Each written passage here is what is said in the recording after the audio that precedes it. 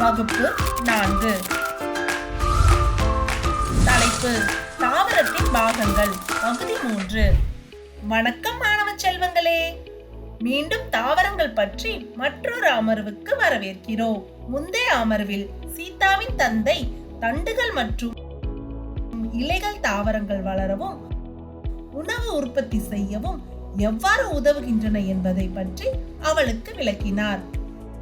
சீதா மிகவும் ஆர்வமாக இருந்ததால் தாவரங்கள் எவ்வாறு வளர்கின்றன என்பதை பற்றி மேலும் கற்றுக்கொள்ள ஆவலுடன் இருந்தாள்.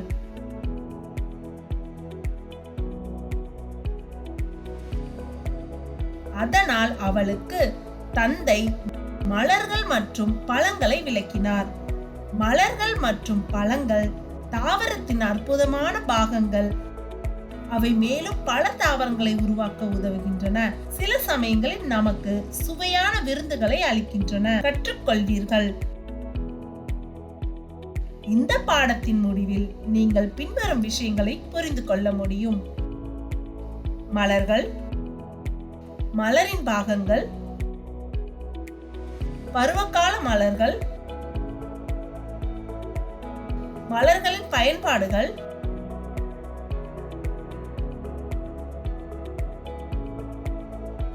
மலர்கள் பழங்களாக மாறுதல், பழங்களின் பயன்பாடுகள். முக்கிய சொற்கள்: மலர்கள், மலர்தேன், அதாவது மலர்கள் உற்பத்தி செய்யும் இனிப்பான சர்க்கரை நிறைந்த திரவம். பழங்கள், மாற்றம், அதாவது தோற்றத்தில் முழுமையான மாற்றம். தொடங்குவதற்கு முன் இந்த பாடத்தின் கருத்து வரைபாட்டை பார்ப்போம்.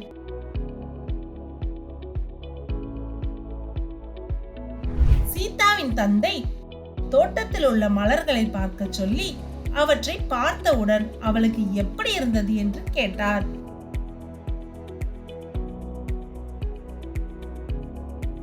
சீதா அந்த மலர்களை பார்க்கும்போது தனக்கு மகிழ்ச்சியாகவும் உற்சாகமாகவும் இருப்பதாக கூறினாள். தந்தை மலர்கள் நமக்கு அழகு மற்றும் சந்தோஷத்தை தருகின்றன என்று கூறினார். நாம் இந்த வண்ணமயமான மலர் வைப்புள்ள தாவரங்களை பார்க்கும்போது மிகவும் மகிழ்ச்சி அடைகிறோம். மலர்கள் வெவ்வேறு வடிவங்கள், அளவுகள், வண்ணங்கள் மற்றும் வாசனைகளை கொண்டவை. சில மலர்கள் சிறியவை, சில பெரியவை. அவர் உலகின் மிகப்பெரிய மலர் பிணவள்ளி, அதாவது ரஃப்லேசியா என்று கூறினார். அதன் விட்டம் சுமார் 1 மீட்டர் மற்றும் எடை சுமார் 7 to 10 கிலோ. நாம் தேவையான அனைத்து பழங்கள் மற்றும் காய்கறிகளையும் தாவரங்களிலிருந்து பெறுகிறோம். தாவரங்கள் விதைகளிலிருந்து வளரும். மலர் விதையின் மூலமாகும். அவர் தோட்டத்தில் இருந்து ஒரு மலரை எடுத்து காட்டி மலருக்கு 4 காணக்கூடிய பகுதிகள் உள்ளன என்று கூறினார்.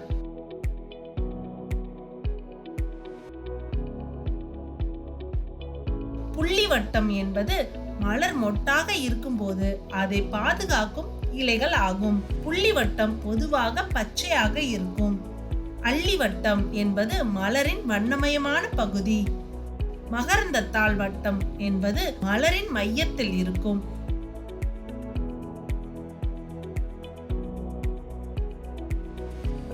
இதில் 2 பகுதிகள் உள்ளன: இலை மற்றும் மகரந்த பை. மகரந்த பையில் மகரந்த துகள்கள் உள்ளன. இவை தாவரங்கள் பெருக உதவுகின்றன.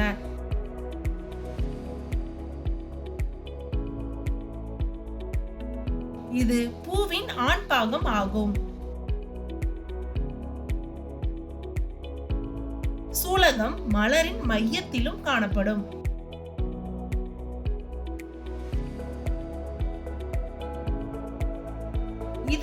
3 பகுதிகள் உள்ளன. சூலகமுடி, சூலகத்தண்டு மற்றும் கருப்பை.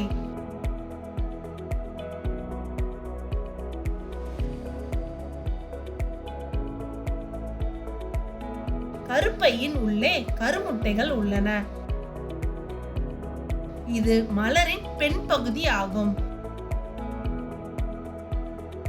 மகரந்தம் கருமுட்டைகளுடன் இணைந்து மலரை பழமாக மாற உதவுகின்றன.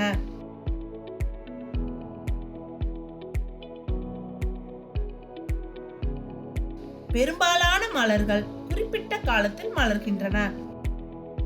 அவைகளை பருவகால மலர்கள் என்று அழைக்கப்படுகின்றன என்று அவர் கூறினார். எடுத்துக்காட்டாக டிசம்பர் குளிர்கால மல்லிகை மற்றும் சம்பங்கி குளிர்காலத்தில் மலர்கின்றன. மல்லிகை, சூரியகாந்தி மற்றும் ரோஜா கோடை காலத்தில் மலர்கின்றன.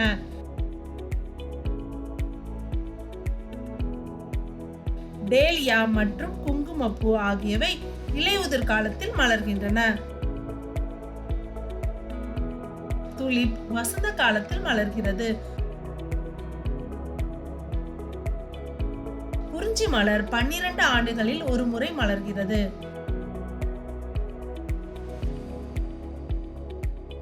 மலர்கள் பல்வேறு வழிகளில் நமக்கு பயன்படும்.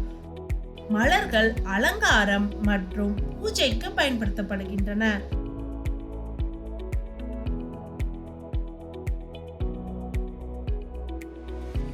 செம்பருத்தி, வேம்பு மற்றும் துளசி மருந்துகள் தயாரிப்பில் பயன்படுத்தப்படுகின்றன.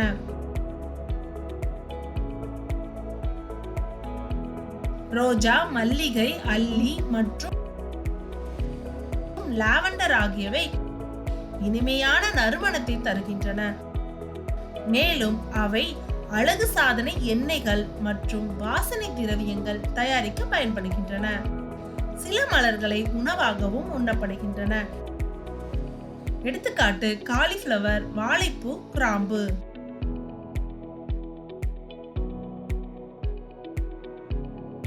சில மக்கள் தங்கள் வாழ்வாதாரத்திற்காக மலர்களை சார்ந்திருக்கிறார்கள். மேலும் சிலர் மலர்களை வைத்து வியாபாரம் செய்கிறார்கள்.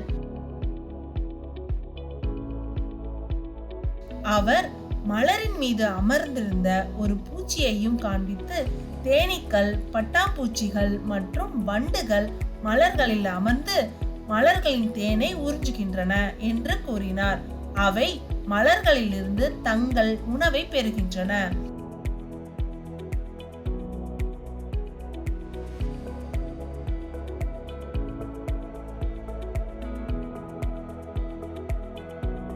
அவர் மலர்கள் பழங்களாக மாறுகின்றன, அதாவது உருமாறுகின்றன என்று கூறினார். அவர் மலர்கள் பழங்களாக மாறுகின்றன, அதாவது உருமாறுகின்றன என்று கூறினார். பட்டாம்பூச்சிகள் மற்றும் தேனீக்கள் போன்ற பூச்சிகள் இந்த துகள்களை மாற்றுவதன் மூலம் ஒரு மலரை பழமாக மாற்ற உதவுகின்றன. அவர் பின்னர் மாதுளை மரத்தில் மலர் பழமாக மாறும் படிநிலை மாற்றத்தை காண்பித்தார்.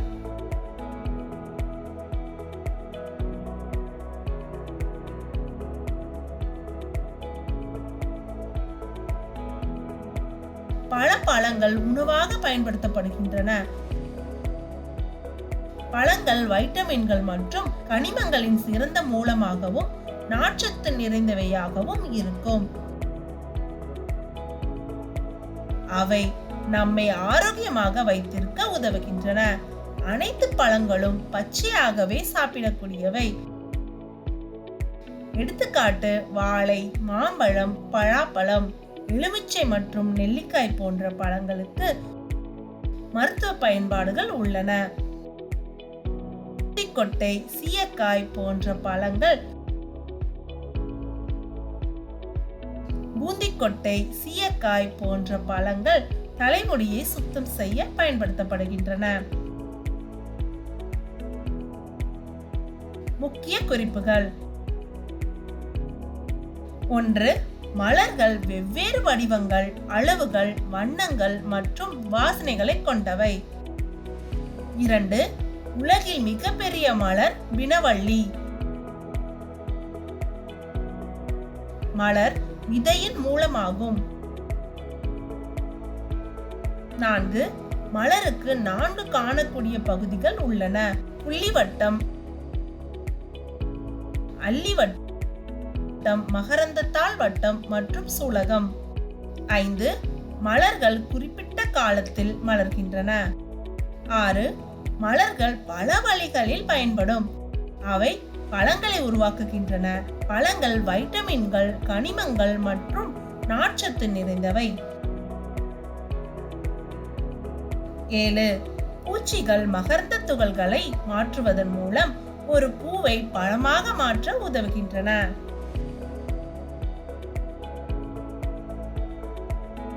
மாணவர் அறிவு மதிப்பீடு. பின்வரும் கேள்விகளுக்கு பதிலளிக்கவும். கேள்வி 1. புள்ளிவட்டம் மலரை டேஷ் பாதுகாக்கின்றன. கேள்வி 2. மகரந்தத்தாள் டேஷ் துகள்களை கொண்டுள்ளது. கேள்வி 3. சூலகம் மலரின் டேஷ் பகுதியாகும். கேள்வி 4. எந்த மலர் உணவாக பயன்படுத்தப்படுகிறது? டேஷ். கேள்வி 5. மலரின் ஆண் பகுதி டேஷ் ஆகும். கேள்வி 6. டேஷ் விதையின் மூலமாகும். கேள்வி 7. தாவரத்தின் பெண் பகுதி எது? கேள்வி 8. உணவில் மசாலா வடிவில் பயன்படுத்தப்படும் மலரின் மொட்டு எது? கேள்வி 9. கோடை காலத்தில் மலரும் மலர்களில் எது?